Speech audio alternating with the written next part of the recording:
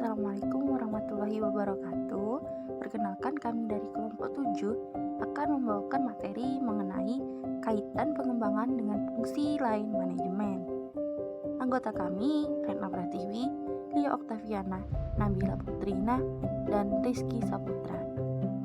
Check it out.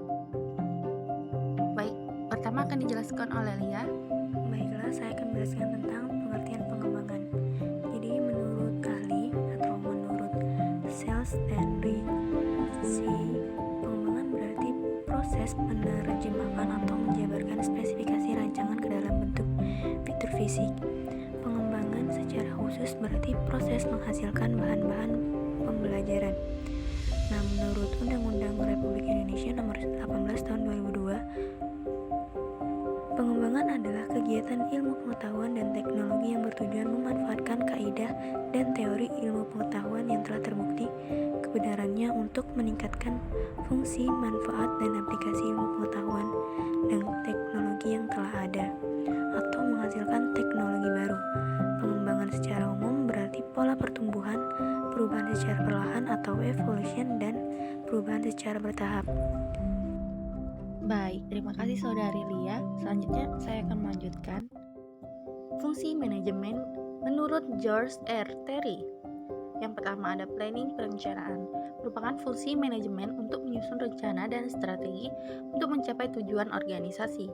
Selanjutnya ada pengorganisasian, organizing, yaitu menyangkut tentang perencanaan suatu organisasi atau kelompok kerja untuk bisa mencapai tujuan organisasi atau pekerjaan. Kemudian ada pengarahan, directing, merupakan tindakan yang dilakukan agar semua anggota berusaha mencapai cita-cita organisasi.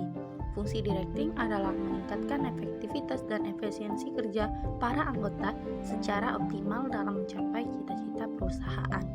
Kemudian ada pergerakan atau actuating.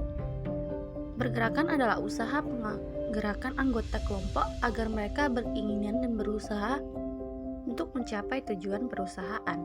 Kemudian yang terakhir ada pengawasan, controlling, yaitu selama ini perusahaan melakukan pengawasan saat ataupun setelah tugas diberikan kepada karyawan, baik belum ataupun sudah kegiatan tersebut. Kemudian silakan dilanjutkan Saudari Nabila. Akan menjelaskan fungsi lain dari manajemen. Yang pertama itu ada fungsi penempatan atau placement. Penempatan di sini merupakan cara manajer memilih dan menempatkan karyawan pekerja ataupun seseorang pada suatu bidang pekerjaan yang kira-kira mampu atau mumpuni mengerjakan tugas tersebut. Terus yang kedua ada fungsi penetapan waktu atau timeting. Manajemen memberikan perintah untuk mengerjakan suatu pekerjaan pada jam ataupun waktu yang telah tertera pada saat perencanaan. Terus yang ketiga ada fungsi jalur atau routing. Manajer menetapkan lajur pekerjaan sehingga bisa dengan mudah mengidentifikasi letak suatu kesalahan terjadi.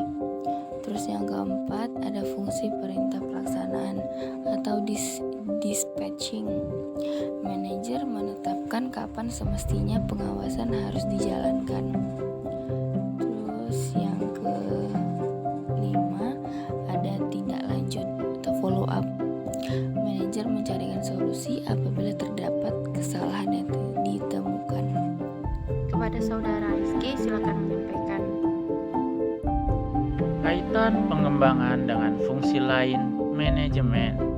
Menurut Undang-Undang Republik Indonesia Nomor 18 Tahun 2002, pengembangan sendiri berarti kegiatan ilmu pengetahuan dan teknologi yang bertujuan memanfaatkan kaidah dan teori ilmu pengetahuan yang telah terbukti kebenarannya untuk meningkatkan fungsi, manfaat, dan aplikasi ilmu pengetahuan dan teknologi yang telah ada, atau menghasilkan teknologi baru.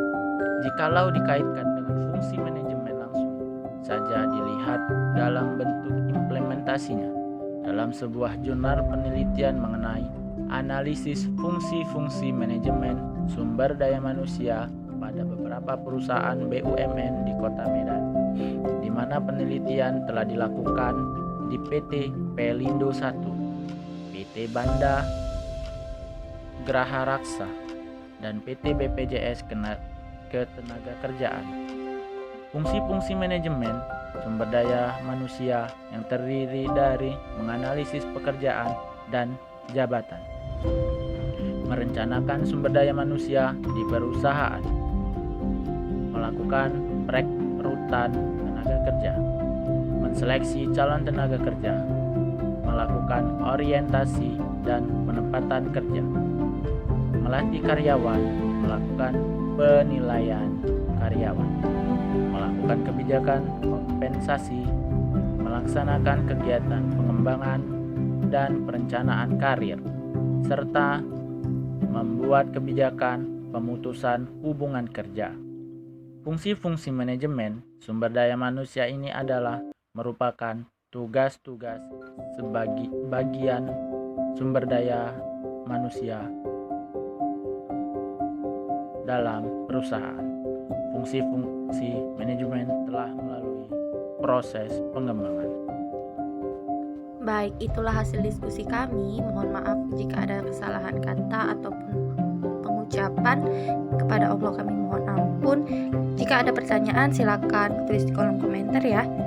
Kami akhiri, wabillahi taufiq wal hidayah. Wassalamualaikum warahmatullahi wabarakatuh.